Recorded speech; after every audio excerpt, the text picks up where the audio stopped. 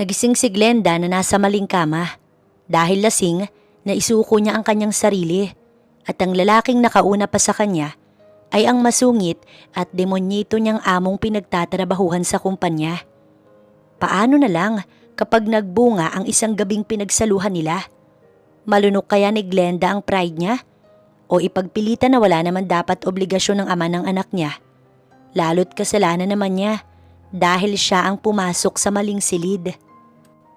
Si Sir Donovan, sinigawan ako. Humahagulgol ang kaibigan ni Glenda. Napairap siya sa inis bago pinatahan ng kaibigan. Bakit naman sinigawan ka niya? Bakit lagi siyang galit? Siya lang ba ang pagod? Nakakainis. Matagal na talagang inirereklamo ni Glenda ang ugali ng boss nilang si Donovan. Demonyito ito dahil ubod ng sungit. Napakagulo ng pag-uugali kaya napakahirap intindihin. Isang buwan pa lang si Glenda sa company, pero para siyang nakakulong sa impyernong kumpanya na to. Ipinasok kasi siya ng kaibigan niya dahil nagtanggalan sa dati niyang trabaho. Ngayong sekretarya siya ni Donovan ay marami siyang naririnig na hinaing, lalo na sa best friend niya na palagi na lang napapagalitan ni Donovan. Hinaan mo ang boses mo, baka marinig ka niya. O kaya marinig ka ng mga alipores na gustong sumipsip sa boss natin. Ayoko matanggal ka dahil lang sa awa mo sa akin. Umiiyak na sabi nito habang sandamakmak na tissue na ang naubos. Basta naiinis ako sa kanya. Bakit hindi ka naman perpekto ah? Tao ka lang, natural lang na magkamali. Diyos ba siya para maging perpekto? Para lang sa kaalaman niya, demonyito siya.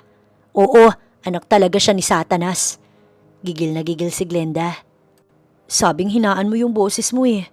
Pakiko, tinitiis ko lang pagiging masungit niya kasi boss natin siya. At palagi siyang dapat nasusunod. Pero sa totoo lang, ayoko talagang maging sekretarya niya. Reklamo ni Glenda. Ang tapang mo talaga, Glenda. Sa ating lahat, ikaw lang ang may boses na gumaganyan sa boss natin. Lahat kami dito ay pipi. Sabat ng isa sa kanilang mga katrabaho. Natatandaan ba ninyo na binantaan ni Sir Donovan si Glenda? Pero itong si Glenda kabog. Hindi natakot at lalong inasar si Sir. Makatwira ng gaga. Sumasagot pag alam na may laban. Bilib na talaga kami sa iyo, Glenda. Nag-thumbs up pa ito at pinalakpakan siya. Sinasabi ko lang ang alam kong tama. Tsaka pag may laban ako, hindi naman porkit boss siya, ay tatahimik na lang ako kahit na mali siya, no? Pwede ba naman yun? Sagot pa ni Glenda bago nagpaalam na sa kanyang kaibigan. Dahil baka hinahanap na siya ni Donovan. Sinabi niyang ilabas na lang nito mamaya ang sama ng loob nito. Mamaya kasi ang team bonding, sagot ng kumpanya nila. Ito ang unang beses na makakasama siya sa ganito. Ngunit ayon sa mga katrabaho niya, never daw nakisali sa kanila ang boss nila. Pabor naman para kay Glenda dahil nasusuya na siya sa mukha nito. Bakit ang tagal mo? Mahinahon, ngunit walang emosyong tanong ni Donovan. Sa banyo, sir. Jumebs lang. Palusot ni Glenda. Hindi niya ito mabigyan ng tingin. Sinasadya niya dahil naiinis lamang lalo si Glenda. Lalo pat naaalala niya na pinaiyak nito ang kanyang kaibigan. Sa banyo o sa kaibigan mong iyakin? Natural lang naman po na umiyak siya. Hindi naman tama na sigawan ng isang tao dahil lang sa hindi nito sinasadya ang pagkakamali. Malamang ipagtatanggol mo dahil kaibigan mo. Pero alam mo ba ang buong detalye kaya ako siya nasigawan? Lagi naman itong galit, so bakit pa niya aalamin? Parehas lang po ang sasabihin ko, kaibigan ko man o hindi. Bakit ba ang lakas ng loob mo na sumagot sa akin ha? Inalis nito ang atensyon sa ginagawa nito at siya'y tinitigan. Dahil may bibig po ako at alam ko ang mga karapatan ko. Matapang niyang sagot. Magagalit ka na lang ba ulit, sir? Sayang kasi ang oras. Mahalaga pa naman sa iyo ang bawat segundo. Ito ang paraan ni Glenda para maputol ang tensyon sa kanilang pagitan. Hindi kita matanggal dahil magaling ka sa trabaho. But personally, ayoko talaga sa iyo, Glenda. I understand, sir. Magalang, ngunit may pangaasar na sagot ni Glenda. Feeling naman ito bettering niya. Sus, no choice lang siya dahil maganda ang pasahod sa kumpanyang to. Ngunit gustong gusto na talaga niyang umalis. Kundi lang din dahil sa kaibigan niya at sa mga kasamahan. Sir, hindi ka pa ba uuwi? Pumasok na ang guard para i-check siya. Siya na lamang kasi ang tao sa buong building. Wala pa siya sa mood umuwi. Hindi lang din naman siya makakatulog agad. Lahat po sila ay excited sa team bonding. Aalis na ako, Manong. Tanging sagot niya bago dinampot na ang susi ng kotse. Ilang beses na ang team bonding ngunit palagi siyang wala. Wala rin namang dahilan, basta ayaw lang niyang makisalamuha sa mga ito. Lalo pa ngayon na nandoon ang sekretarya niyang si Glenda na ubod ng tapang magsasasagot sa kanya. Mataas ang pride nito, mas mataas pa sa kanya. Habang minamaneho ang kotse pa uwi, ay tumunog ang kanyang cellphone. Inihinto niya ang sasakyan sa isang tabi bago sinagot ang tawag ni Samson. Si Samson ay ang matalik niyang kaibigan. Pre, nandito ang mga empleyado mo, bakit wala ka? Nandito din ako na taon lang. Why don't you come? Samson, I'm heading home. KJ, sige na, may kinuha akong 2 room for us. Sige ka, baka kalawangin ang alaga mo dahil matagal ka nang hindi nakakadilig. Natatawa pa nitong sabi. Wait me there, pero wala akong balak makipag-banding sa kanila. Ikaw ang ipinunta ko. Bilin pa niya bago ibinaba ang tawag. Umiba na siya ng daan para baybayin ang club na tinatambayan ni Samson. Dumating siya, hindi siya nagpakita sa mga empleyado niya dahil ayaw niyang maging awkward ang mga ito. Mula sa madilim na pwesto, ay tanaw nila ni Samson ang mga ito na nagkakasiyahan. Si Glenda ay nakakarami na rin ng inom, nakikisayaw na nga. Siya ang sekretarya mo, diba? Biruin mo, tumagal siya sa'yo. Sa sungit mo, pang ilan na ba siya? Natatawa nitong sabi. She's good at work, pero pag-usapang personality, ayoko talaga sa babaeng yan. Parang gusto rin naman niya personality mo, sa sungit mong yan. Naiiling pa ito habang tumatawa. Ilang sandali pa, nagpaalam na siya kay Samson na sa VIP room na muna. Wala siyang babaeng kinuha, wala siyang balak, basta magiinom na lang siya para antukin. May tao ba dyan? Ihing-ihi na ako. Malakas ang boses na narinig ni Donovan. Sunod-sunod pa ang katok nito, kaya naman tumayo na siya upang pagbuksan ito. Halata naman sa boses na lasing ito. Hindi lang niya inaasahan na si Glenda ang babaeng gustong pumasok. Oh, ikaw pala. Bakit nandito ka sa CR ng mga babae ha? Natatawa pa itong pumasok. Sinara naman niya ang pinto. You're in the wrong room. This is not... Pinigilan siya nitong magsalita. Shh!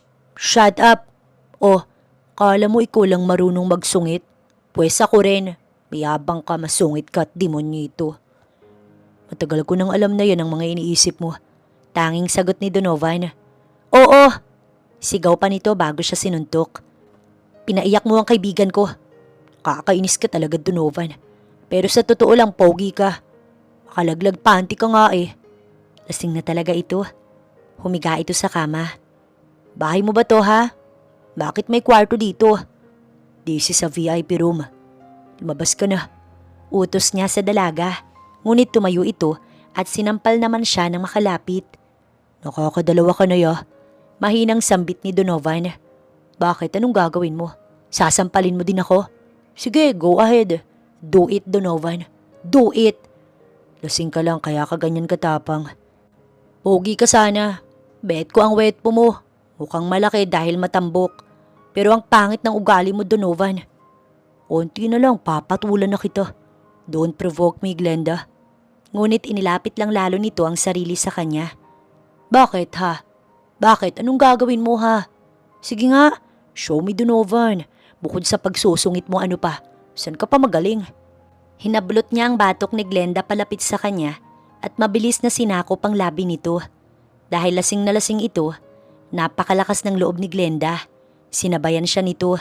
Mabilis nitong kinapa ang nakatago niyang ipinagmamalaki. Habang siya'y abala sa pag-e-explore sa katawan ni Glenda, napakabilis nga rin niya itong alisan ng saplot dahil pinapaubayan naman ito ang lahat. Halos hindi magkasya sa kamay nito ang pinagmamalaki niya nang sakupin ito ng palad ni Glenda. Napangisi si Donovan. You get what you want. Walang pagsisisi kinabukasan, Glenda. Bulong pa niya bago sumisid sa perlas nito at agad na sinimot ang karagatan. Donovan? Habang binibigkas nito ang pangalan niya, ay mas lalo siyang umiinit. Hindi mapakali si Glenda at pabaling-baling ito habang siya'y sumisisid. Say my name. Utos pa niya na agad naman itong sinunod kasabay ng mga halinghing. Wala na sa wisyo si Donovan na hindi na niya sinaalang-alang na lasing ito. Binuhay nito ang halimaw na pinipigilan niya. Lalaki siya, gaya nga ng sabi nito, walang taong perpekto. Nagulat lang si Donovan nang malaman niya na siya ang una ni Glenda. Napahinto siya sa kalagitnaan dahil nagdalawang isip siya lalo't wala na sa isip niya ang proteksyon. Ngunit bakit pa siya titigil? Naipasok na niya. Nakuha na rin naman niya ang dalaga. Natuloy ang pag-angkin niya kay Glenda at ang mangyayari bukas, hindi niya na inintindi pa. Masakit ang ulo ni Glenda para itong binibiyak, ngunit hindi lang ulo niya ang masakit dahil pag-inat niya, may kirot siyang naramdaman sa ibabang parte niya, sa kanyang perlas. Masakit ang katawan niya na para bang binugbog. Iminulat ni Glenda ang kanyang mata bago pinakiramdaman ng mabuti ang sarili. Masakit nga, hindi siya nananaginip lang. Ginala ni Glenda ang paningin niya. Nakalimot lang siya na may katabi pala siya. Malakas na napasigaw si Glenda. Bakit katabi kita? Bakit nakahubad ako? Grabe ang kaba ni Glenda.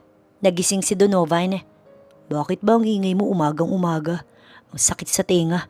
Samantalang kagabi, halos sambahin mo na ako. May nangyari sa ating dalawa?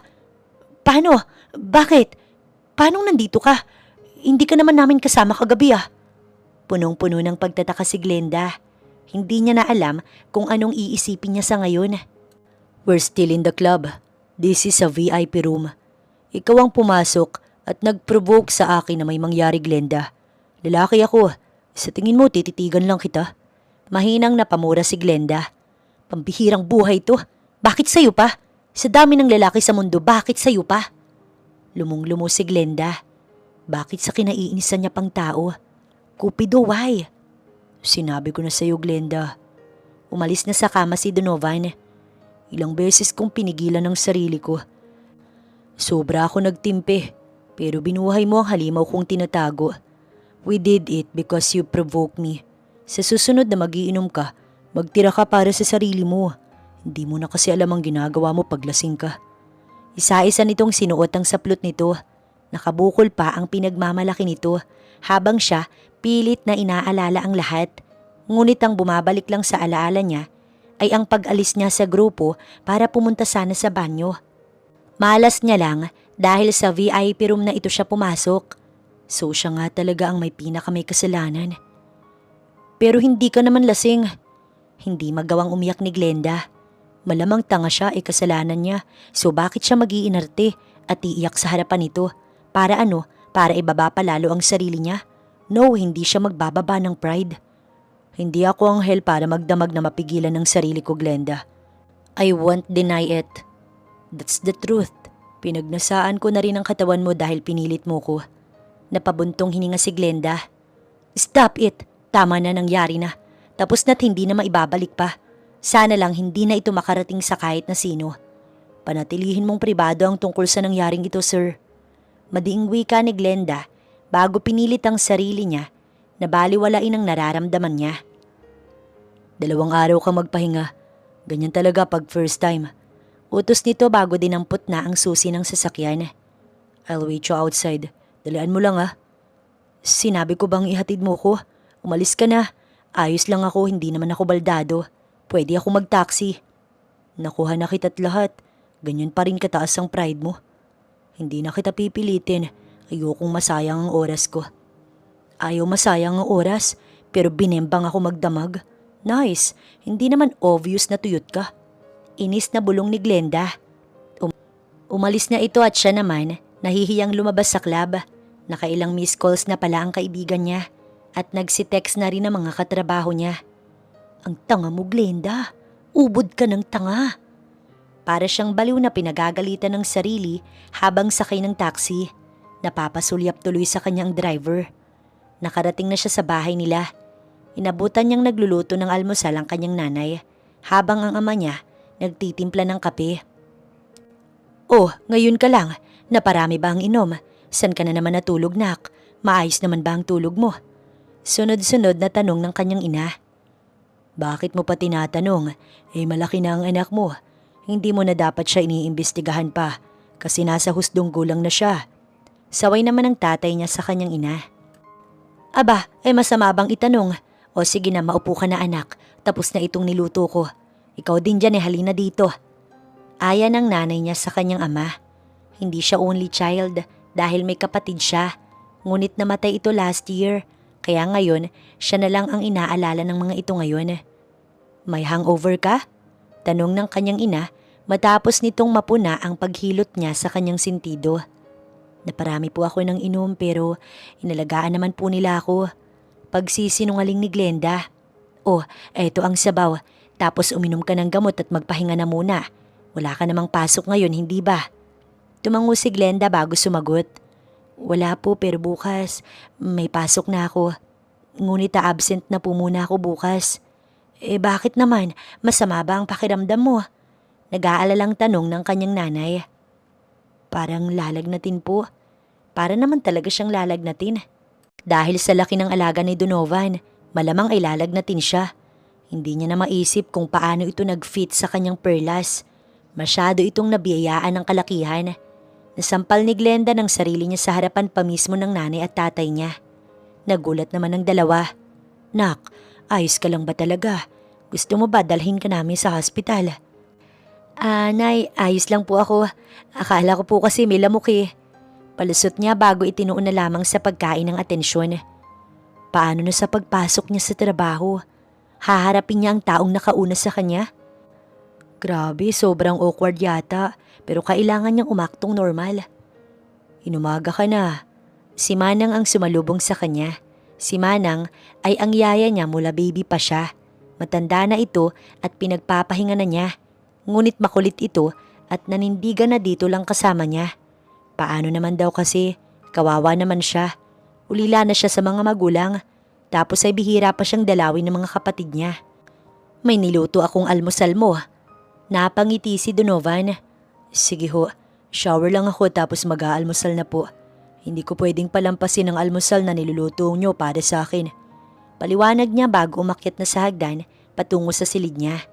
Dumiretso siya sa shower at doon sinariwa ang mapusok na gabing pinagsaluhan nila ni Glenda. Hindi ito mawala sa isipan niya sa hindi niya matukoy na dahilan. Hindi na masakit. Naka-recover na si Glenda kahit papaano. Para siyang naka-experience ng life and death situation pero ang pakiramdam niya ay nasa alapaap. Ibang klase pala talaga makipagnaig sa may halimaw na kargada. Napapailing na lamang si Glenda sa tuwing sinasariwa niya ang isang gabing pinagsaluhan nila ni Donovan.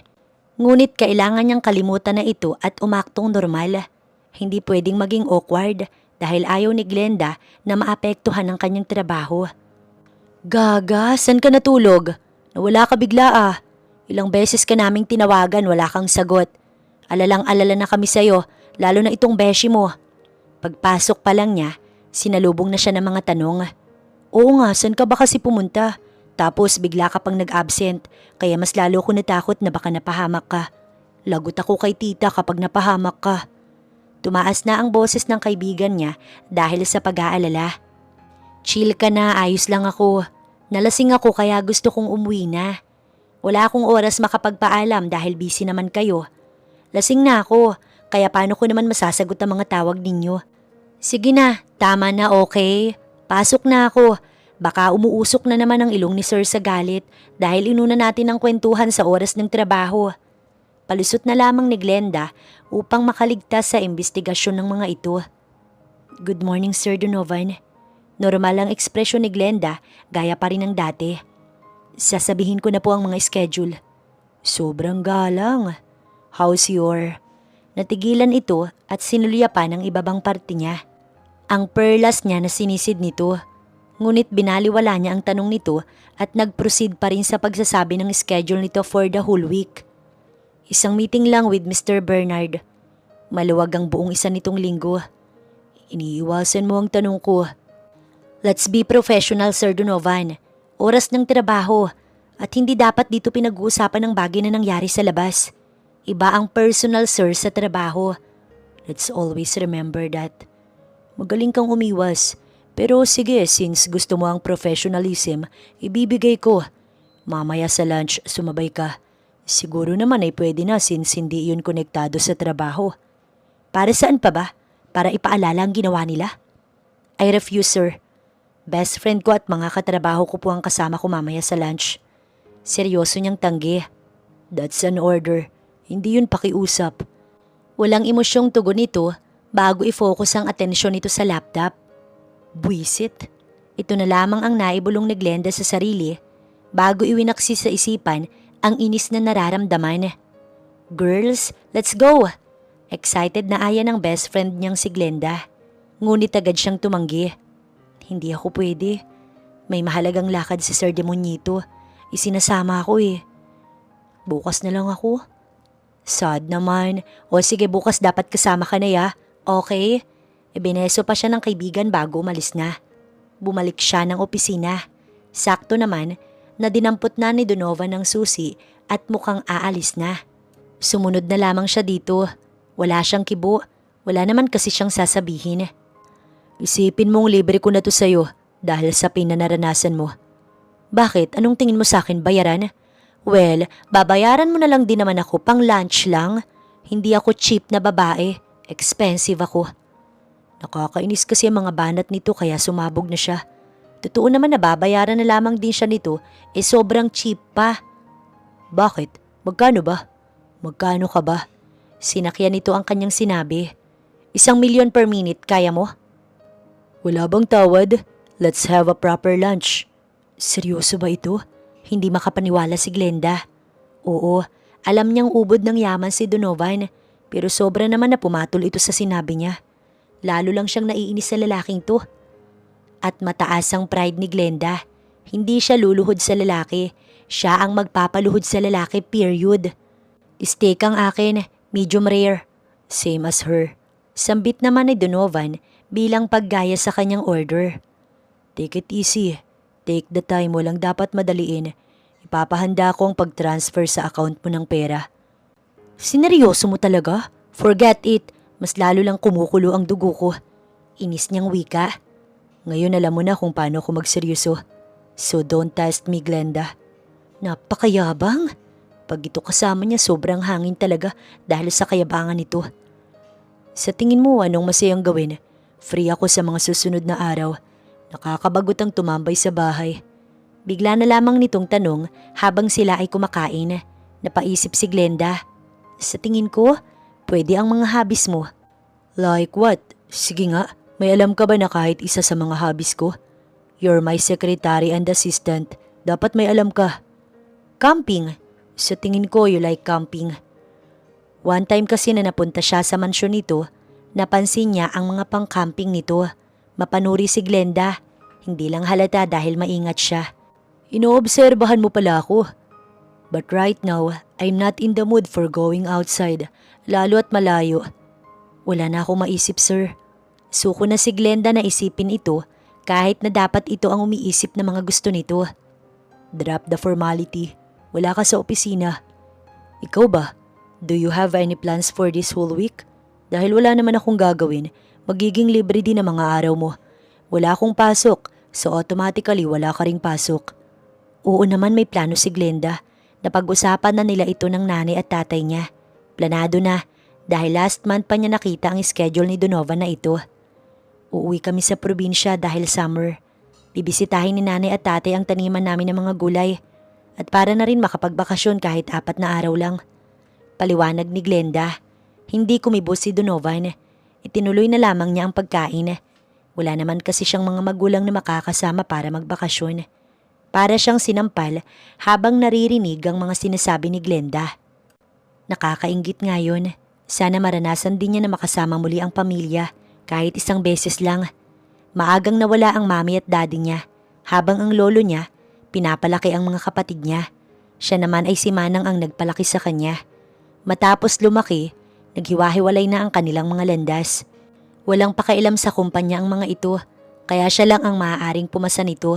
At wala siyang mapagsabihan na sobrang lungkot kahit pa sobrang dami niyang pera. Ito ang hinding-hindi mabibili ng pera. Oh, bakit naman ganyan ang ekspresyon mo? Palagi ka nangang pagod sa tuwing umuwi ka, tapos malungkot ka pa ngayon. May dapat ba akong malaman? Sinabi ko na sa'yo, Donovan. Maaari mong sabihin sa akin ang lahat, hindi ba? Bata ka pa lang, ako na ang kasama mo. Nararamdaman ko kapag may mabigat kang dinadala. Napansin na naman pala siya ni Manang. Ito ang dahilan kung bakit siya tahimik. Dahil kapag nalaman nito na naiinggit siya sa mga taong may kompletong pamilya, nadudurog ang puso nito. Pagod lang po ako, palagi naman. Busog pa po ako. Mauna ka nang kumain at magpahinga na, Manang. Dumiretso na siya sa hagdan, ngunit natigil dahil naalala niya ang inutos niya sa matanda na kumuha ng hahalili dito sa mga gawaing bahay. Hindi ka pa rin po ba makahanap? O ayaw mo talagang humanap?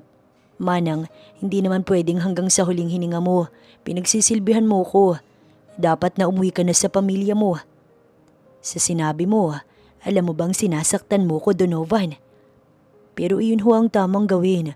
Malaki na ako. Mabubuhay na po akong mag-isa at kaya ko yun. Hindi mo na ako kailangang alalahanin pa, Manang. Aalis ako kapag may asawa ka na.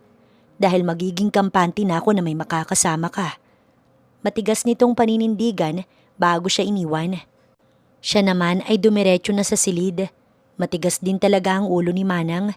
Napailing na lamang si Donovan bago pabagsak na nahiga sa kama.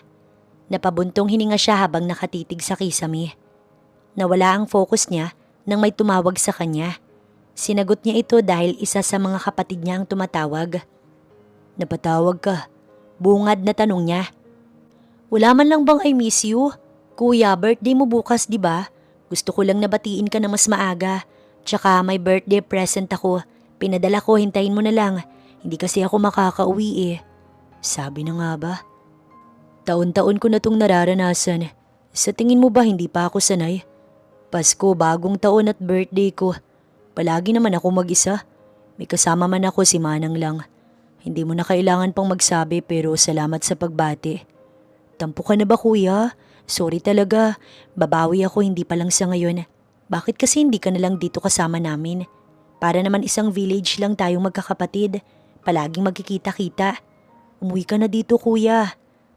Matagal na siyang pinipilit ng mga kapatid niya.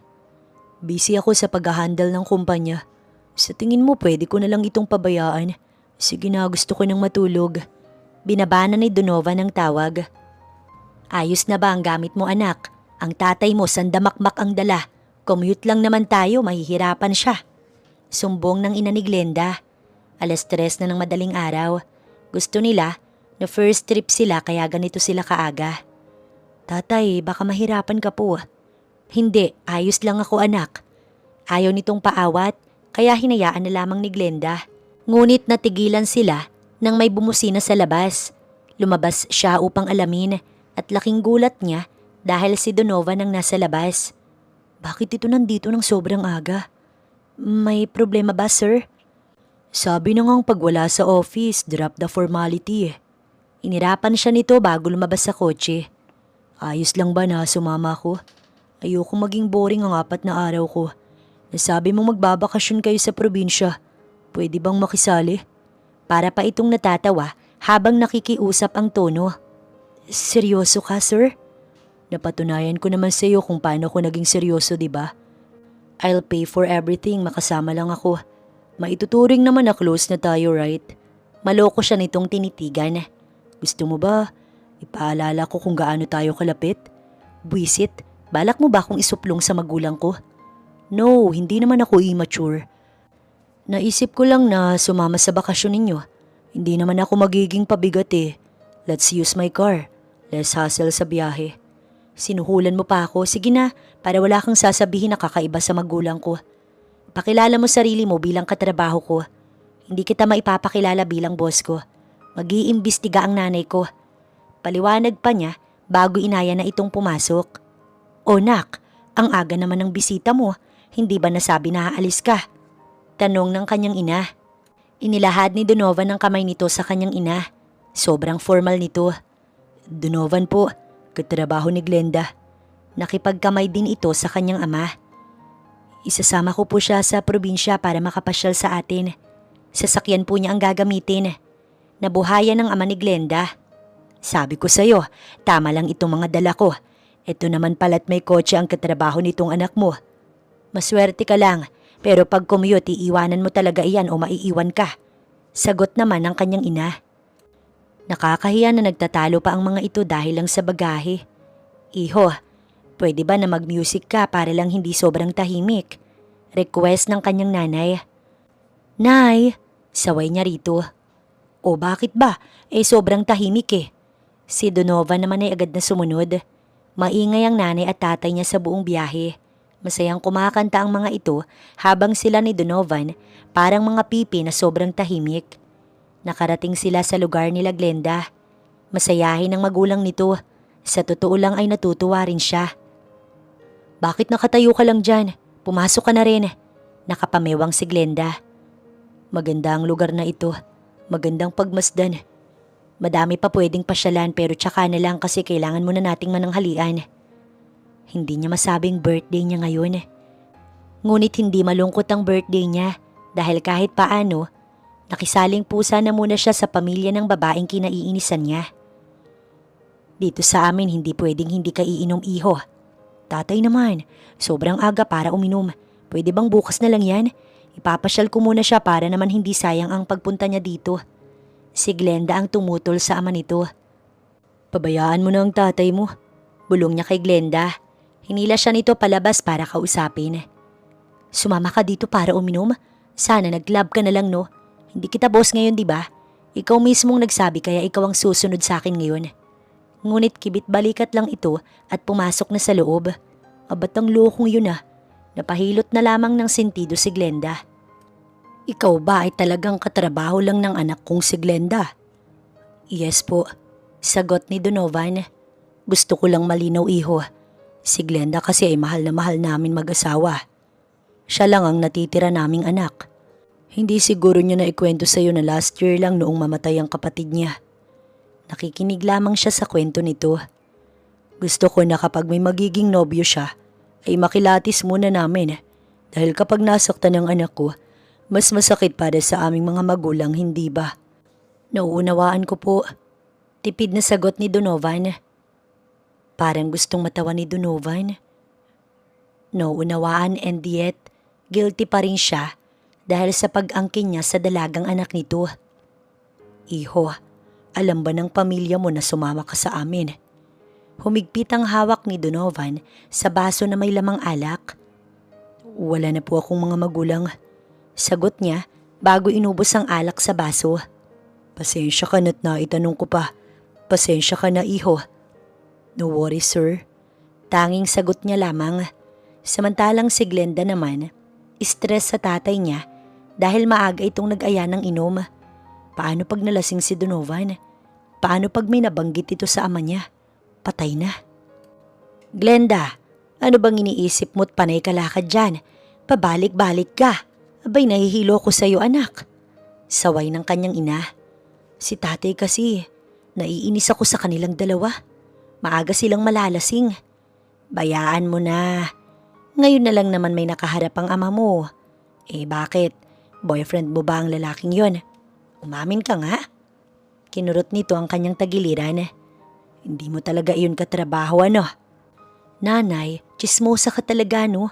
Pati anak mo iniimbestigahan mo. Hindi ko po siya boyfriend.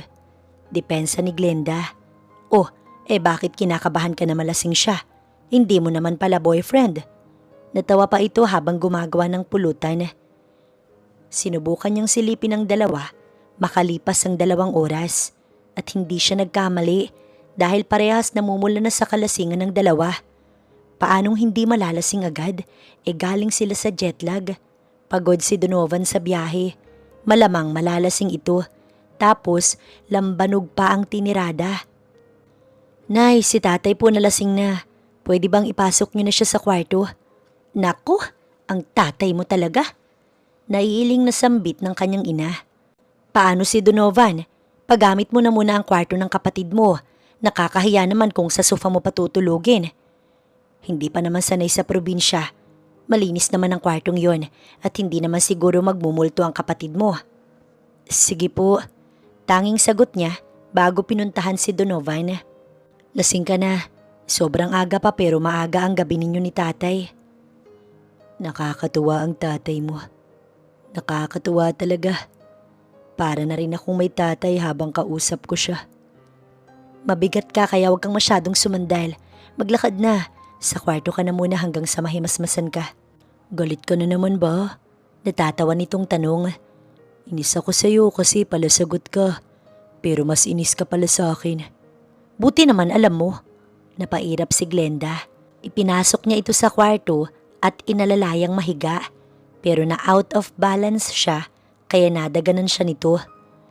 Lintik, ano ba? Sobrang bigat mo, Donovan. Umalis ka nga dyan. Tinatapik niya ito pero hindi na talaga nito kayang tumayo. Napabuntong hininga si Glenda. Ito na nga bang sinasabi ko eh. Napakatigas kasi ng ulo. Ayaw makinig kahit isang beses lang. Boss ko siya pero para siyang batang umasta ngayon.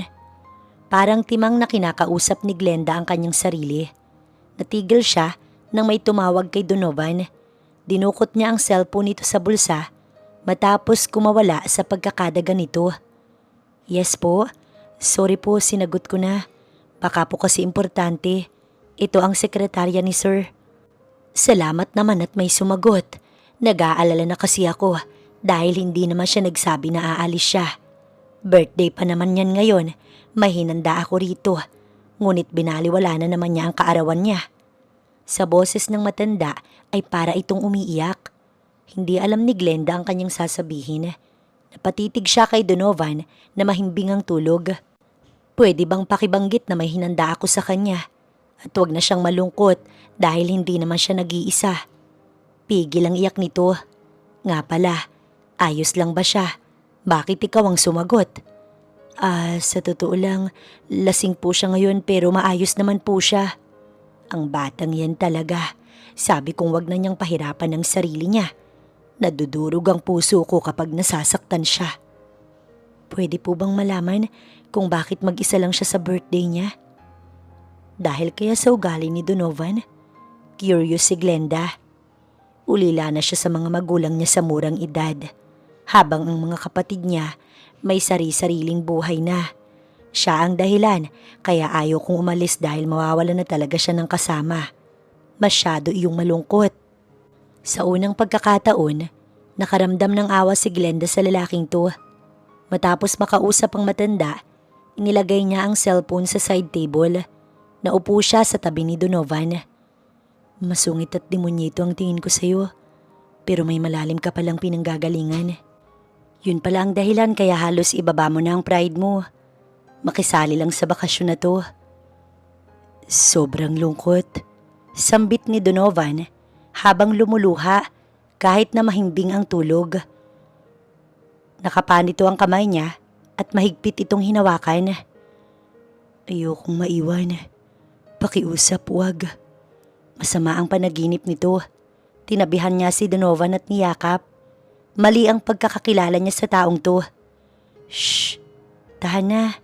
Hinaplos niya ang buhok nito. Tigilan mo na kasi ang pagtulak mo sa mga taong gustong pumasok sa buhay mo para hindi ka na maging malungkot. Hindi na namalaya ni Glenda na nakatulog siya sa tabi ni Donovan. Nagising si Donovan, nakatabi niya ang dalaga. Madahan siyang umalis sa kama dahil ayaw niyang magising ito. Malamang inalagaan siya nito kagabi. Natawa siya bago tinitigan si Glenda. Inayos niya ang kumot nito bago sana lalabas na, ngunit nagising na pala ito. Gusto mo bang mahuli nila na sa isang kwarto lang tayo natulog? Mauuna ako lumabas, tapos sumunod ka na para makapag-almusal na. Bilin pa nito bago lumabas na. Sa harapan ng hapagkainan, sabay-sabay ang pamilya ni Glenda na kumain. Magana ang lahat habang siya hindi pa magalaw ang kanyang pagkain. Natutuwa kasi siya, natitigan lang ang mga ito. Bakit hindi ka pa kumakain? May hangover ka, kaya dapat uminom ka ng gamot pagkatapos mag-almusal. Si Glenda ang nakapuna sa kanya. At saka nga pala, belated happy birthday. Malawak ang ngiti nito. Nagulat si Donovan dahil paano nito nalaman na kaarawan niya kahapon. O iho, birthday mo? Bakit hindi ka nagsabi? Sunod-sunod na tanong ng ama ni Glenda. Ano po kasi? Pinutol ito ni Glenda. Tay, di ba nga nag-inom na kagabi? Yun na yung celebration. Ito kasing si Donovan, may lihim po talaga. Dapat pala nasabi pa rin para naman nakapaghanda pa ng mas marami. Salamat po. Parang hinahaplos ang puso ni Donovan. Sobrang gaan sa pakiramdam. Napasulyap siya kay Glenda na nilalagyan pa ng ulam ang kanyang plato. Hindi pa man din niya ubos ang iba. Bakit pakiramdam niya? Caring ito sa kanya ngayon. Matapos lang kumain, inaya siya nito para pumasyal. Bakit ang bait mo yata sa akin? Parang kailan lang, kumukulo ka mo ang dugo mo pagkaharap mo ko. Natawa pa siya habang madahan silang lumalakad sa dalampasigan. Bakit sa tingin mo, masama akong tao para lagi kang sungitan? Iwasan mo pagiging masungit at iwasan ko din na sungitan ka. It's a tie. Ayos ba? May nasabi ba ako kagabi? Wala naman pero ayos ka naman kasama eh. Natutuwa sa iyo ang nanay at tatay ko. Nangungulila sa anak nilang lalaki. Ngayon ko na lang ulit nakita na tumawa si tatay ng ganong kalakas. Sa totoo lang, ako nga ang dapat magpasalamat kasi naramdaman mo na hindi ka mag-isa. Hindi ka naman talaga mag-isa eh. Si Manang palagi mong kasama. Itinutulak mo lang siya palayo sa'yo. Hindi sa nangihimasok ako, Donovan. Tumawag kasi siya. Sobra ang pag-aalala sa'yo, umiiyak. Parang sinaksak sa puso si Donovan. Umiiyak na naman siya dahil sa akin.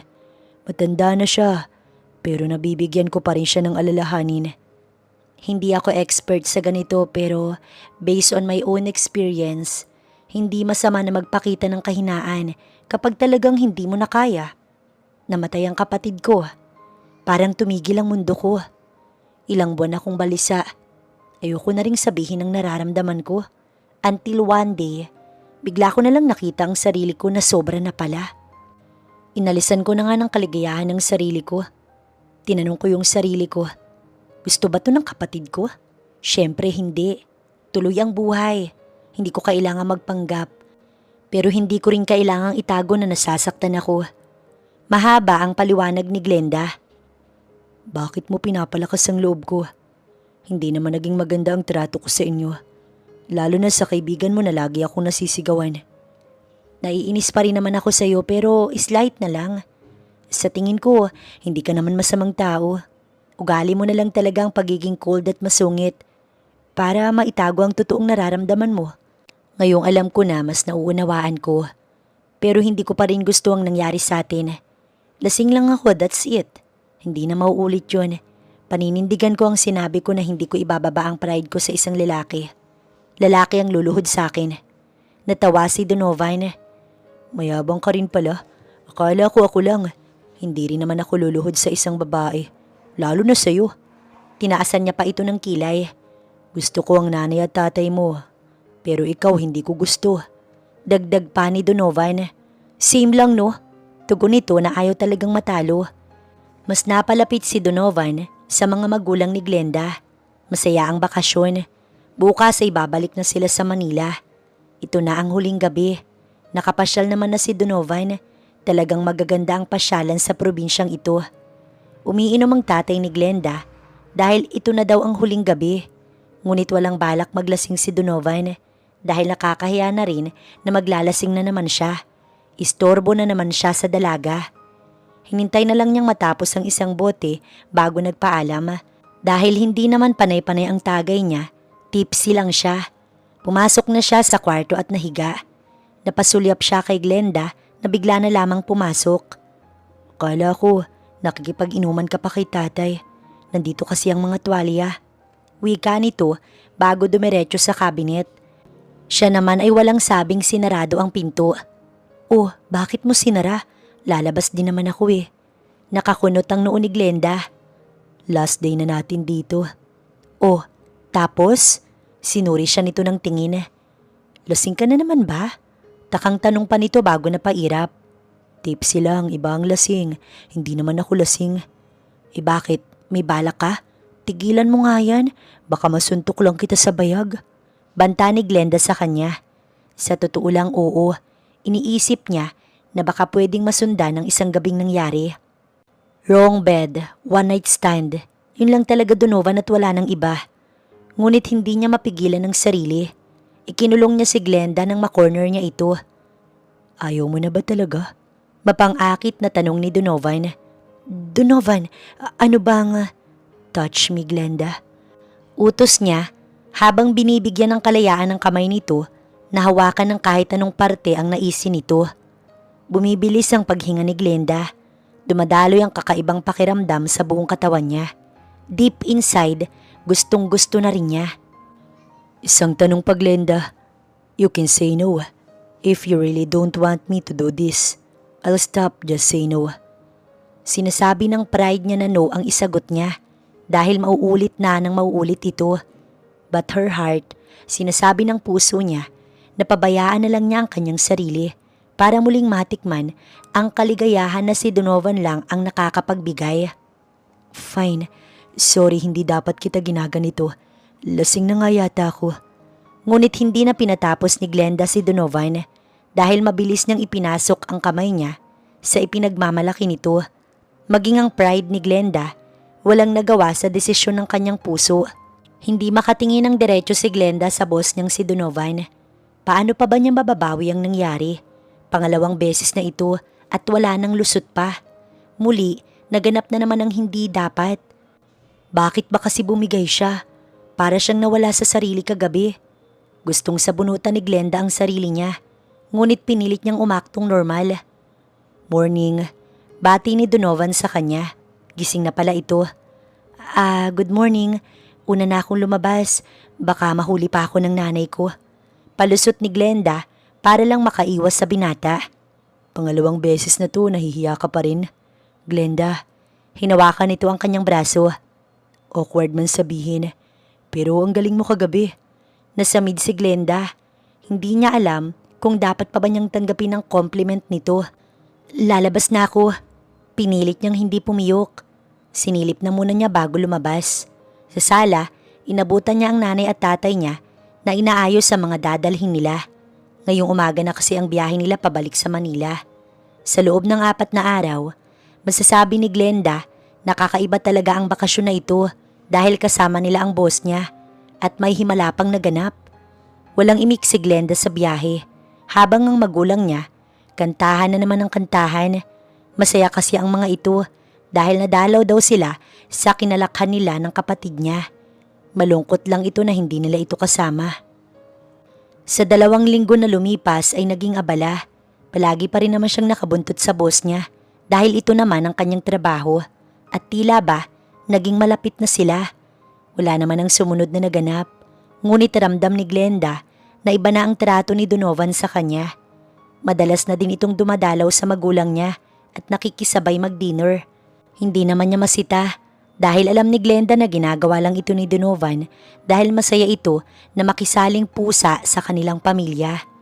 Nahihirapan lang siya dahil kailangan niyang umakto na parang wala silang ginawang kababalaghan noong nagbakasyon sila sa probinsya. May kailangan ba akong puntahan na meeting today? Hindi pa nakikita ni Glenda ang schedule, kaya naman agad niyang inopen ang monitor niya. Hindi mo nagawa ang schedule ko? Takang tanong nito. Hindi naman sa hindi niya nagawa. Masama lang kasi ang pakiramdam niya kahapon pa. Pinilit nga lang niyang pumasok dahil alam niyang maraming inaasikaso si Donovan at hindi pwede na wala siya. Pasensya na, saglit lang naman to.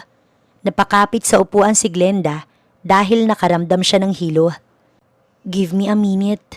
Sambit pa niya habang pinipilit ang sarili na umaktong normal kahit gusto na niyang mahiga.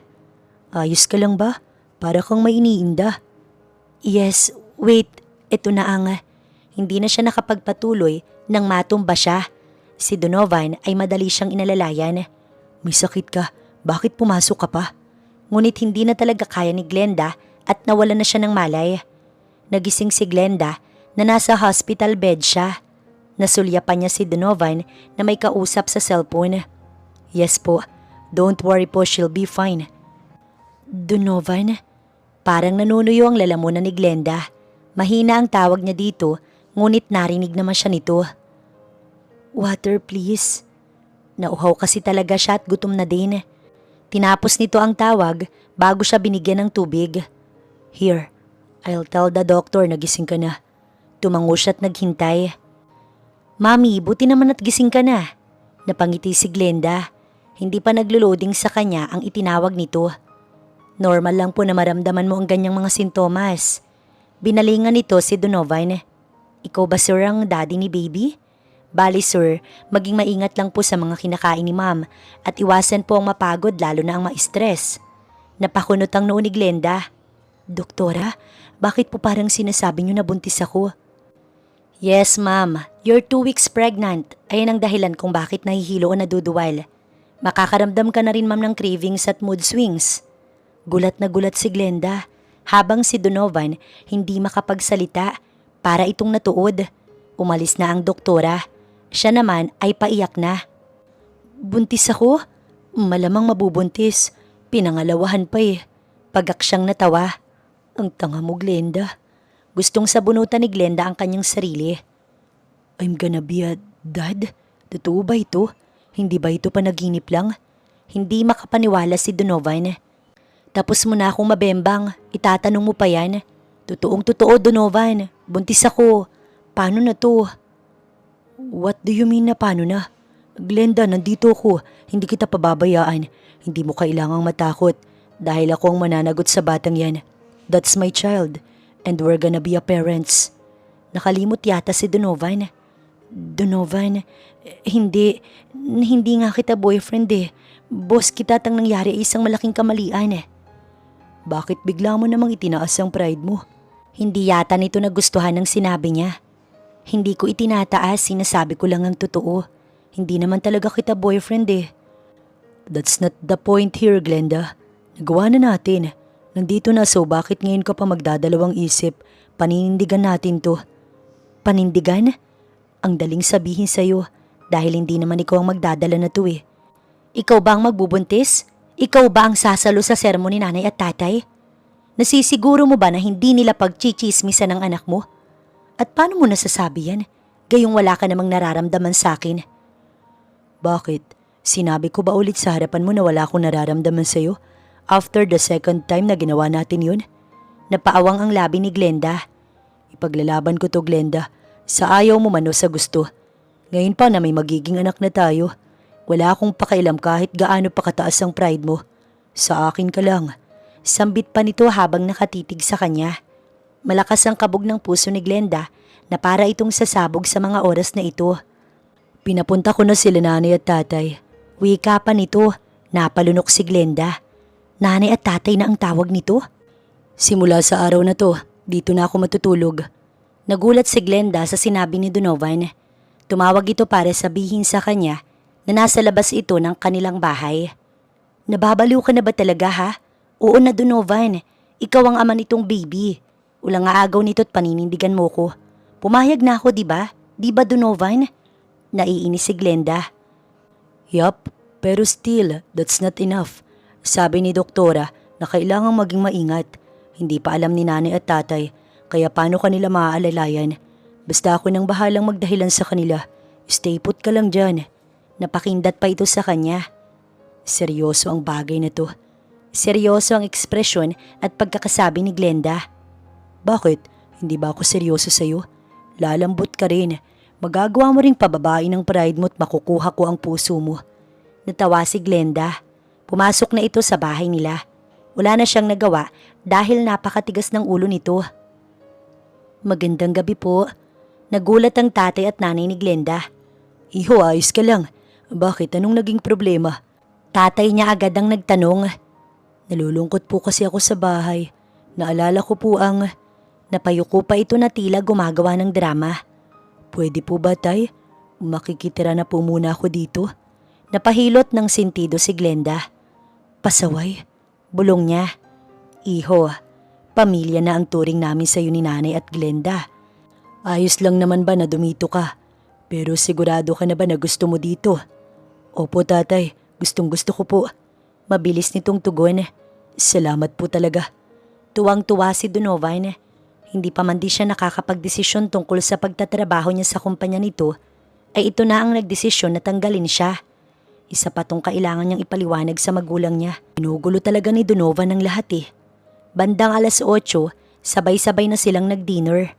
Inirequest ni Glenda sa ina niya na na magluto itong ginataan dahil takam na takam siya. Dahan-dahan, baka mabulunan ka. Saway ni Donovan bago inabot ang tubig sa kanya. Sobrang takam na takam kasi talaga siya eh. Nakatitig pala sa kanya ang nanay at tatay niya. Inaalala ko lang po si Glenda. Palusot ni Donovan. Halatang halata ka kasi. Pasimpleng bulong pa ni Glenda kay Donovan. Sorry, I'm just worried. Si Donovan ang tumulong sa ina niya na magligpit. Nagulat pa siya sa ama niyang bigla na lamang sumulpot sa tabi niya habang tanaw ang binata at ang kanyang nanay. Sa tingin ko gusto ka niya. Oras na niligawan ka niya, siya na sana ang piliin mo. Sa nakikita ko, hindi ka niya pababayaan at sasaktan. Wala ka namang nobyo pa, hindi ba? Mahina lang kasi siya at hindi ka pa niligawan. Mahina pa ba sa lagay na nabuntis na siya nito? Gustong matawa ni Glenda pero hinayaan na lamang niya. Maaga kang matulog. Susubaybayan kita. Hindi ka makakatakas. Bawal ang mapuyat dahil makakasama sa inyo ni baby. Sabihan mo lang ako kapag may kailangan ka. Bilin pa ni Donovan. Napailing na lang siya bago pumasok na sa silid. Bakit naman kailangan niya pa ito pag may gusto siya? Nandiyan naman ang ina niya na maaari siyang makisuyo. Bago matulog, tinatawagan na muna ni Glenda si Manang upang kamustahin at upang alamin na rin kung si Donovan ba nagpaalam dito na makikituloy na muna sa kanila. Iha, napatawag ka. Gusto ko lang pong itanong if maayos ba ang kalagayan mo kahit mag-isa ka lang dyan sa mansyon, Manang. Si Donovan kasi ubod ng kulit. Pasensya na po, Manang. Wala kang dapat ihingi ng pasensya sa akin. Si Donovan, ginagawa niya yan kasi gustong gusto ka talaga niya at para na rin sa baby ninyo. Alam ni Manang na nabuntis siya nito. Hindi daw ito nais ilihim ni Donovan sa taong bata pa lang kasama na niya. Ito ang tumayong ina niya. Sabi niya gagawin niya daw ang lahat para lang mapalambot ako. Para daw gustuhin ko din siya. Sumbong ni Glenda. Sa totoo lang, Manang, gusto ko na rin naman po siya. Nakilala ko siya na masungit at demonyito. Pero simula nang malaman ko ang totoong kalagayan niya, nawala lahat ng masamang iniisip ko sa kanya. Ngayon ibang-iba na talaga siya. Hindi na sobrang sungit, pero masungit pa rin naman. Sana ay maging malusog kayo ni baby. Napangiti si Glenda. Opo, Manang, maraming salamat po. Natapos ang kanilang usapan. Siya naman nahiga na upang matulog. Ngunit isang oras na ang nakakalipas, wala pa rin siyang maramdamang antok. Tapos ay bigla pa siyang nagutom. Lumabas siya ng silid. Nagulat siya nang makita si Donovan na nakabantay pala sa labas ng silid niya. Bakit naman nandito ka? Bakit dyan ka ba matutulog? Nahihibang ka na talaga. Mamaya makita ka ni nanay o kaya ni tatay. Sermon niya kay Donovan. Bumangon ito mula sa masarap nitong pagkakahiga. Ayos lang ako dito. Sobrang komportable nga. Sinungaling talaga. Hindi naman ito sanay sa hirap eh. Gusto kong masigurado na maayos ka at kapag may kailangan ka, ako ang una mong sasabihan. So, do you need anything? Nagugutom ako. Nahihiya niyang sabi. Ipagluluto kita.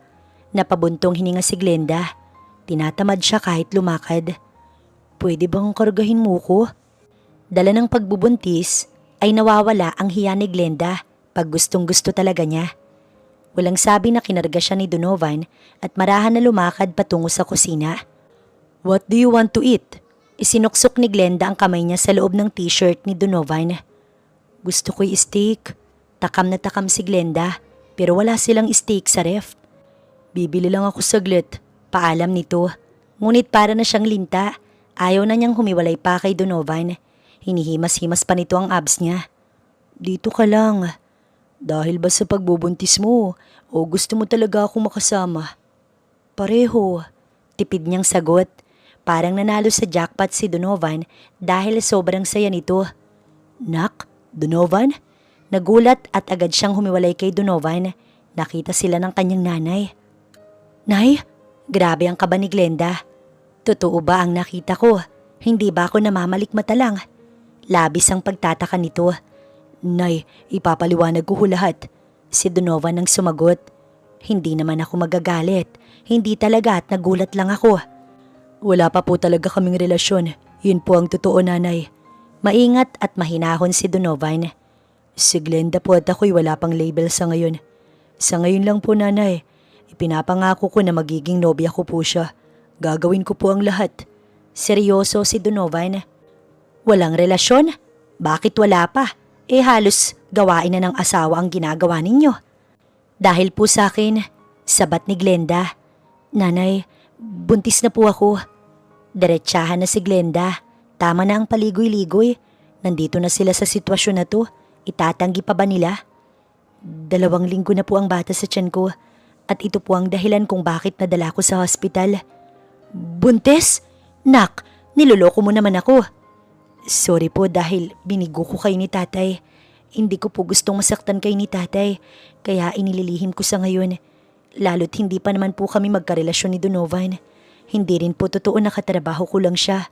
Boss ko po talaga si Donovan. Nak, sobra naman ang ginawa mong paglilihim. Masasaktan ng tatay mo kapag nalaman niyang naglilihim ka. Hindi ka naman namin pipigilan, anak. At nasa tamang edad ka rin naman na. Kaya bakit kailangan pang maglihim? Sorry po. Napayuko si Glenda. Hindi po kasalanan ni Glenda. Mas malaki po ang kasalanan ko, Nay. Hindi ko po siya pababayaan.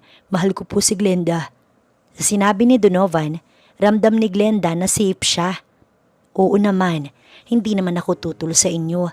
Pero malulungkot ang ama niya kapag nalaman na inilihim ninyo ito.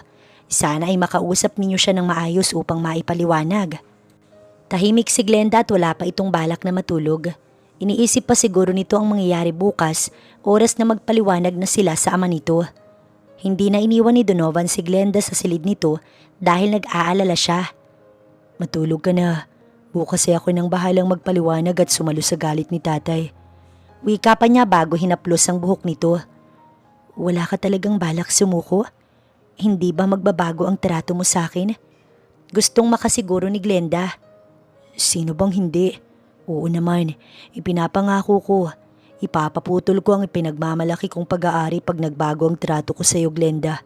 Matapang niyang pangako. Hinarap siya ni Glenda bago ngumiti.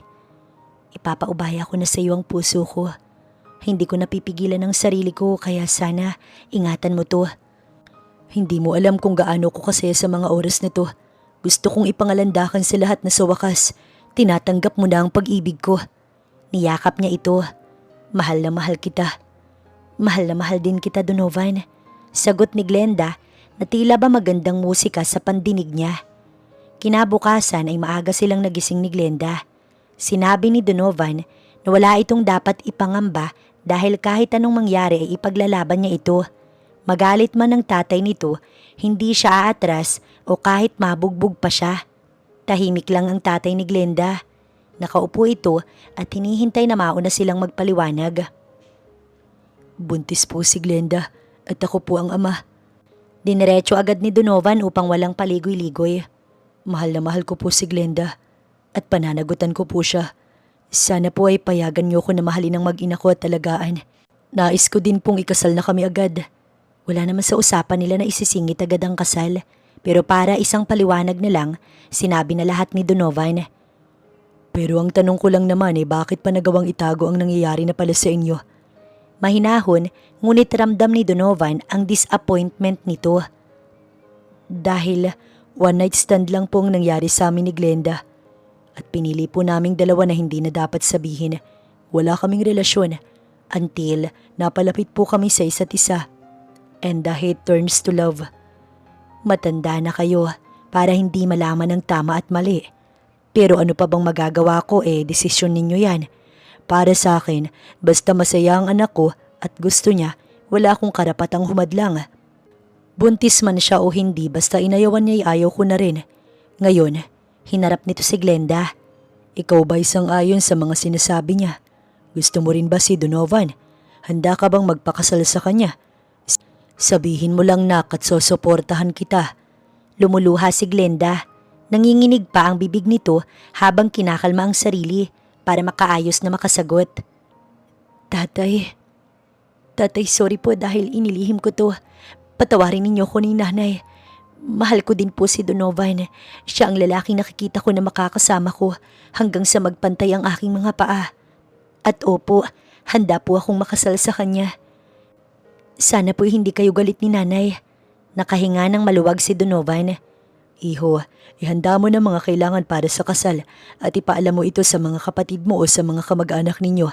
Ipinagkakatiwala ko na sa iyo ang anak ko. Kaya sana ingatan mo, mahalin at pangalagaan mo siya. Imbis na sumagot si Donovan, mahigpit na yakap ang isinagot niya sa tatay ni Glenda. Dito na niya namalaya na umiiyak na rin pala siya. Gustong gusto ko po talagang maging parte ng inyong pamilya. Tinapik nito ang likod niya. Masaya ka naming tinatanggap, Donovan. Isang oras na yata ay umiiyak pa rin si Donovan. Hindi kasi niya mapigilan talaga. Dala na rin ang tuwa niya. Sa wakas, hinding-hindi na siya mag-iisa dahil may tao na siyang makakasama sa hirap man o ginhawa, sa lungkot at saya. Tumahan ka na, baka mamugto na ang mata mo.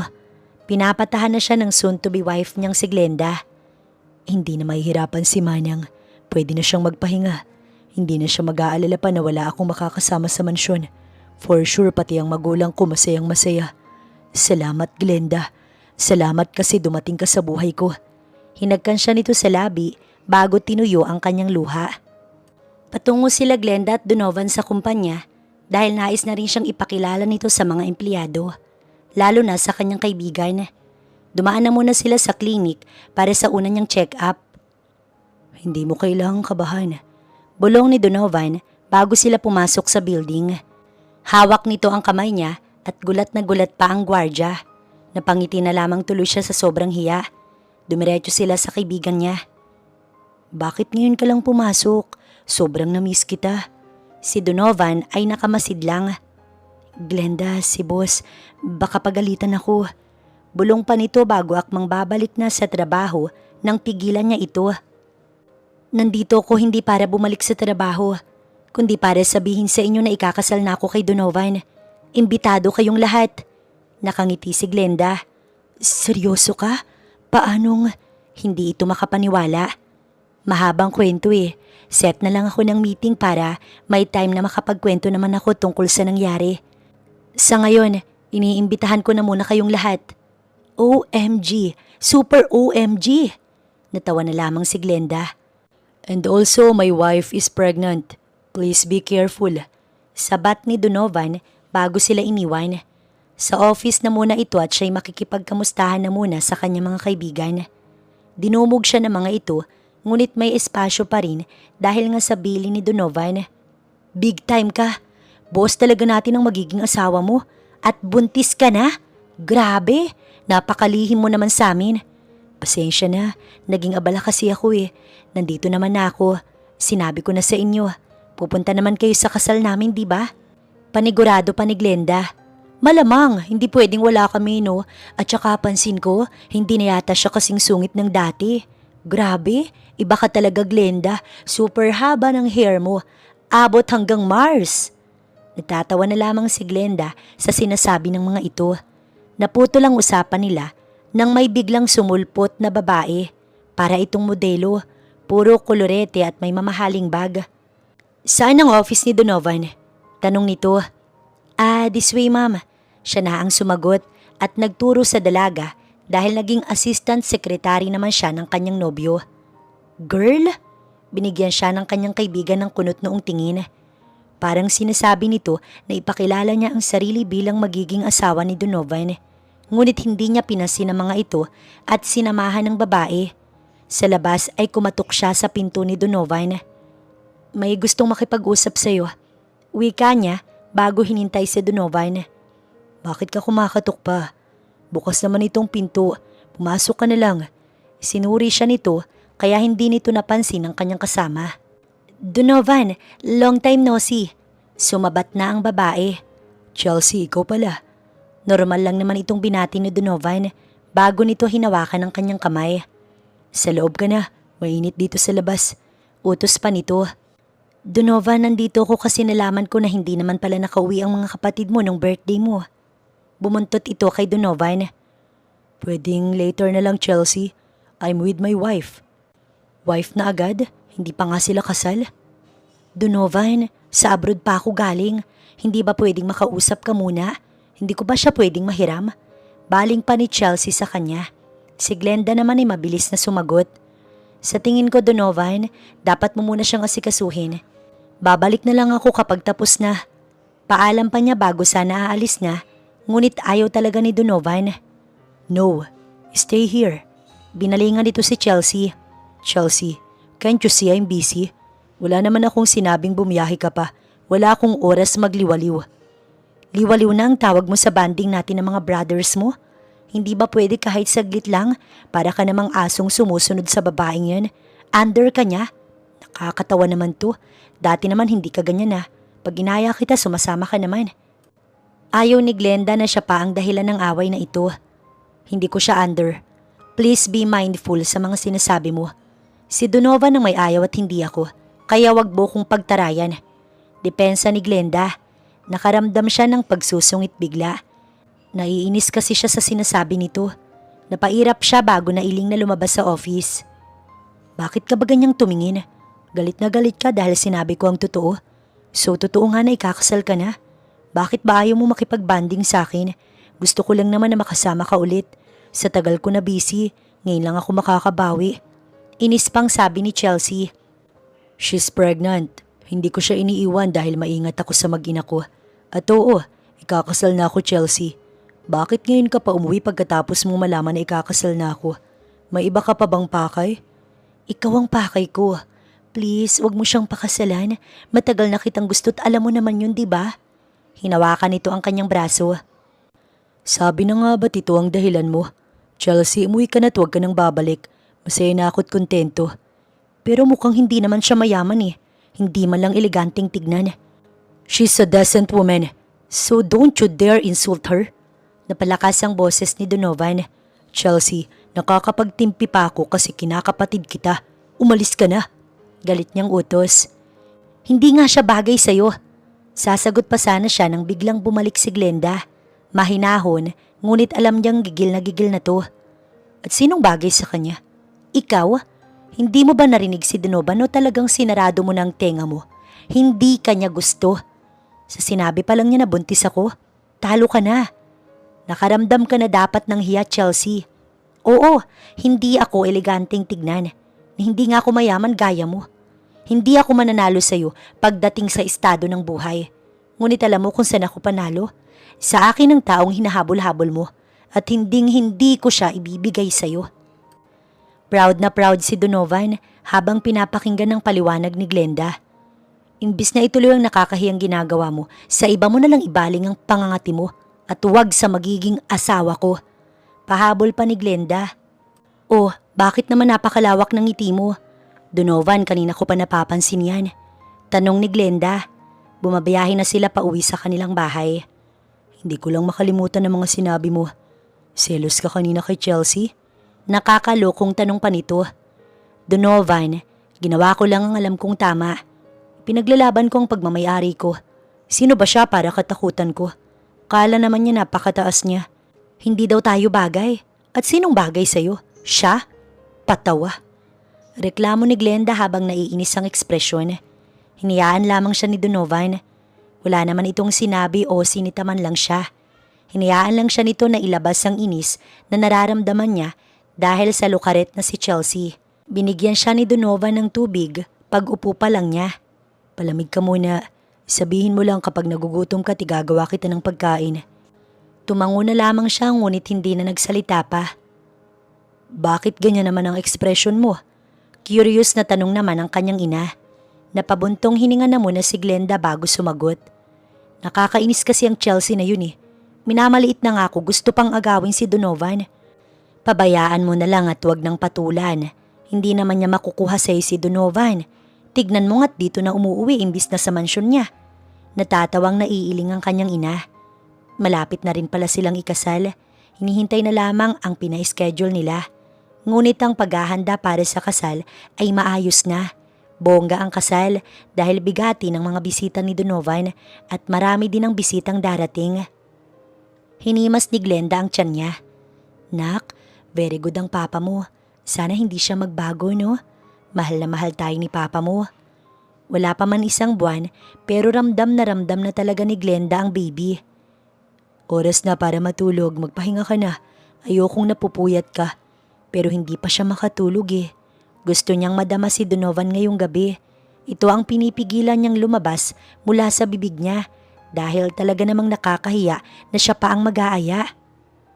What's wrong? Wala lang to, mauna ka nang matulog, hindi pa ako inaantok. Tanging sagot niya. Bakit iniisip mo pa rin ba si Chelsea? Huwag mo na siyang isipin. Hayaan mo't hindi na siya makakalapit pa sa'yo, Glenda. Pangako pa ni Donovan. Si Chelsea, hindi naman talaga ito malaking problema para sa kanya. Siya ang pinili ni Donovan at siya ang pakakasalan. So bakit pa niya po problemahin ang lukaret na yun? Ipinasok ni Glenda ang kamay niya sa loob ng t-shirt ni Donovan. Gets na agad siya nito kaya natawa ang kanyang nobyo. Hayaan mo kapag nakapanganak ka na, araw-araw man o gabi walang pahinga. Pagbibiro nito't napasimangot si Glenda. Ibig sabihin tinatanggihan siya nito. Sobrang nakakatapak ito sa pagkababae niya. Napakasama mo, nakasibi si Glenda. Ganito ba talaga ang magbuntis? Napakabilis niyang ma-offend. Grabing emosyon naman to, parang sasabog ang kanyang puso. Sorry na, ayoko lang na mapagod at mapuyat ka. Gusto kong maging healthy muna kayo ni baby. Maaari naman nating magawa ang bagay na yun kahit araw-araw pa. Basta makapanganak ka muna, Glenda. Ayaw kong masundot si baby. Hindi alam ni Glenda kung tatawa ba siya o magagalit sa nobyo. Seryoso ba talaga ito? Wala pang 1 buwan ang tiyan niya. Pwede pa naman nilang gawin. Ayaw mo na akong katabi. Bakit? Porket buntis na ako. Tataba na kasi ako. Bakit nung hindi pa ako buntis? Nakakadalawang score ka sa akin. Sobrang sama mo. Tinalikuran niya si Donovan. Hindi naman yun ang ibig kong sabihin, Glenda. Sorry na. Maniwala ka. Ayoko lang na mapuyat ka. Sige, bukas na bukas, umaga pa lang. Hindi na. Wala na ako sa mood. Sigurado ka ba? Mapang-asar pa itong nakangiti. Napababa ko nga ang pride mo, panty mo pa kaya? Nakakalokong sabi nito bago siya hinagkan. Che, napakayabang mo. Maktol pa rin niya. Niyakap na lamang siya nito at pinatulog. Natatawa si Donovan. Ayaw lang talaga niya na mapuyat pa ang nobya. Kaya hindi niya nais na gawin ang iniisip nito. Grabe ang pagpipigil niya. Muntik pa siyang lumambot. Nakatulog na ito ng mahimbing kaya naman nakahinga na siya ng maluwag. Madahan siyang umalis sa kama dahil siya naman itong hindi na makatulog. Lumabas siya ng silid. Dumiretso sa kusina para magtimpla ng gatas. Pagkapi kasi baka lalong hindi siya makatulog. Nakita niyang magiging biyanan niyang lalaki na nagkakapi pala. Bakit gising ka pa? Tay, pinatulog ko na po muna si Glenda. Tapos ako naman itong hindi na dinalaw ng antok. Mas baby mo pa yata si Glenda kaysa sa magiging anak ninyo. Siya naman po talaga ang una kong naging baby bago ang baby na dinadala niya. Siya ang orihinal tatay at hindi po magbabago yun. Mahal na mahal ko po siya. Yan ang dahilan kaya hindi ako tutulo sa iyo, Donovan, dahil alam ko na magagawa mong ipaglaban at mahalin ang anak kong si Glenda. Pasensyahan mo na lang kapag minsan ay nasusungitan ka niya. Dala lang naman iyon ang pagbubuntis niya. Salamat sa mahabang pasensya mo. Opo, tay. Masahabaan ko pa po ang pasensya ko. Hindi ko po kayang magalit sa kanya. Naiintindihan ko po na hindi madali ang pagbubuntis. Mas lalo na ang panganganak. Ngayon pa lang natatakot na ako para sa kanya. Hindi mo kailangang matakot. Malakas ang anak ko. Ngumiti na lamang si Donovan. Nakadalaw na sila sa magulang niya nitong nakaraan pa. Habang ang mga kapatid niya, napadalahan niya na ng invitation. Nagulat ang mga ito, ngunit masaya naman sila para sa kanya. Ngayon daw ay hindi na siya magiging malungkot. Mararamdaman na daw niya ang pakiramdam na may sariling pamilya. Totoo lahat ng sinabi ng mga kapatid niya, lalo na ni Manang. Ngayon ay palagi na niyang uunahin ng mag-ina niya bago ang kanyang sarili. Salamat at nakarating kayo. Pigil ang luhang gustong ilabas ni Donovan. Ngayong araw ang kasal nila ni Glenda at masaya siyang makita ang mga kapatid niya. Ngayon na lang ulit sila na kumpleto. Bro, pwede bang wala kami sa pinakamasayang araw sa buhay mo? Oo nga naman, birthday mo mapapalampas pa namin pero sa kasal mo, masyado na kaming masama pag nangyari yun. For sure, Mama and Dad are happy too. Napayuko na lamang si Donovan. Nakakahiya na makita pa siya ng mga itong nagdadrama. Umiiyak ka? Tanong ng kanilang panganay. Niyakap siya ng mga ito. Mga siraulo, bakit naman ako iiyak? Natatawa, Ngunit tumutulo ang kanyang luha. This is happy tears. Depensa pa niya. Si Manang naman ay nakamasid lamang sa kanila at kanina pa ito umiiyak. Paulit-ulit nitong sinasabi na makakampante na ito, na maaari na siya nitong iwanan. Samantalang si Glenda naman, walang paglagyan ng kasiyahan na nadarama.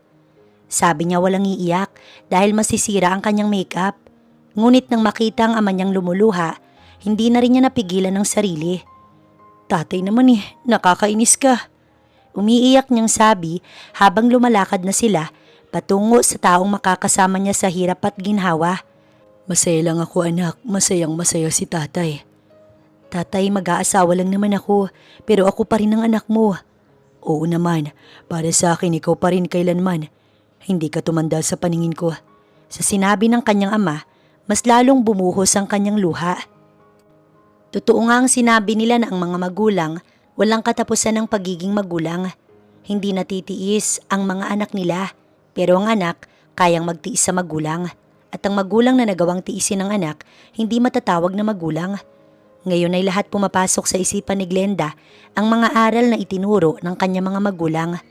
Baon niya ito mawala man ng kanyang magulang, dadalhin niya lahat sa puso niya. Naging ganap silang mag-asawa at nagtapos sa isang matamis na halik ang wedding ceremony bago sila lumipat sa venue para sa celebration. Napakaraming tao, lahat yata ay iniikot ni Glenda at Donovan para lang isa-isang makausap ang mga ito.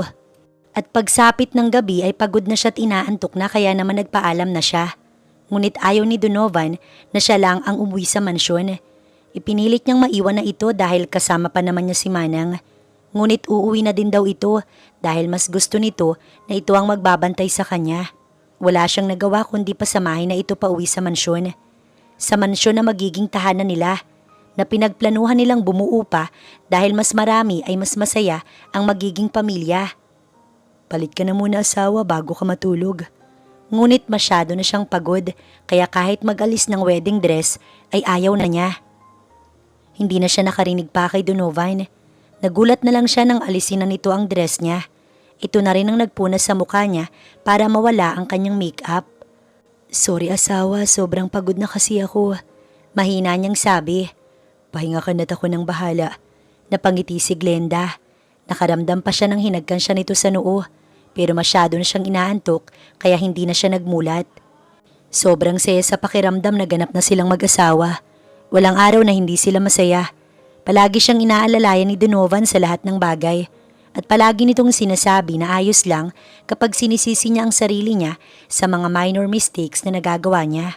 One time, nasigawan niya si Donovan sa sobrang tindi ng inis na nararamdaman niya. Dala ng pagbubuntis niya, sobra na ang nasabi niya. Ngunit niyakap lang siya nito at sinabing nauunawaan siya nito na talaga namang nakapagpahagulgol kay Glenda. Ngayon ay kabuanan na niya. Himas ni Glenda ang tiyan niya dahil masyadong magalaw si baby. Umaga pa lang pero napakalikot na at mas tumindi pa ito nang makaramdam siya ng pananakit sa tiyan para bang humihilab. Asawa!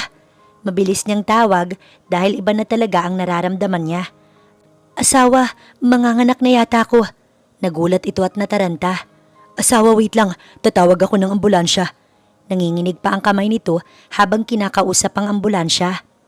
Pakatatag ka lang asawa. Nagulat siya dahil walang humpay na ang pagluha nito. Donovan, bakit ka umiiyak? Hindi naman ako mamamatay. Mas kabado ka pa sa akin Ngunit patuloy lang ito sa pag-iyak. Natitiyak kong masakit ang nararamdaman mo. Sana ilipat na lang sa akin ang sakit na yan. Baby, wag mo nang pahirapan si Mami. Natawa si Glenda. Imbis na sakit lang ang nararamdaman niya, napapatawa siya ng kanyang asawa. Magiging maayos lang kami, tahan na. Bandang huli, siya pa ang nagpapakalma sa asawa, imbis na pakalmahin siya nito. Ma'am, sino po ba talaga ang buntis sa inyong dalawa? Biro ng nurse na kasama nila sa loob ng ambulansya. Natawa si Glenda. Ngunit hindi ito pinansin ni Donovan, basta hawak lang nito ang kamay niya. Anak, magagalit ako sa iyo kapag pinahirapan mo ang mami mo. Si Glenda na ang nahihiya pero talagang napapatawa siya ni Donovan. Nairaos ni Glenda ang panganganak. Malusog ang bata. Ito ang narinig niya sa mga nurse na tumulong sa kanya na ma-deliver ng maayos ang anak niya. Nawala ang takot sa puso niya nang umiyak ito. Isang malusog na lalaki. Napakaamo, ngunit masasabi agad na kamukha ito ni Donovan. Para itong clone ni Donovan. Itinabi na nga ito sa kanya upang padidehin matapos na silang mailipat at malinisan. Biglang pasok naman ni Donovan kasama ang kanyang magulang. Ngunit imbis na bata ay siya agad ang kinamusta nito. Iyakap siya ng kanyang asawa habang lumuluha na naman. Sa ambulansya umiiyak ka tapos dito umiiyak ka na naman. Tama na, tahan na. Nadadala na siya sa iyak ni Donovan. Mahal na mahal kita, asawa. Sambit nito habang nakayakap pa rin. Siya rin naman mahal na mahal niya ang mag-ama niya. Walang sino man ang makakaagaw sa asawa niya at walang makakapanakit sa anak niya hanggat humihinga siya. Wala na siyang hinihiling pa dahil masaya at kontento na siya sa ibinigay sa kanya.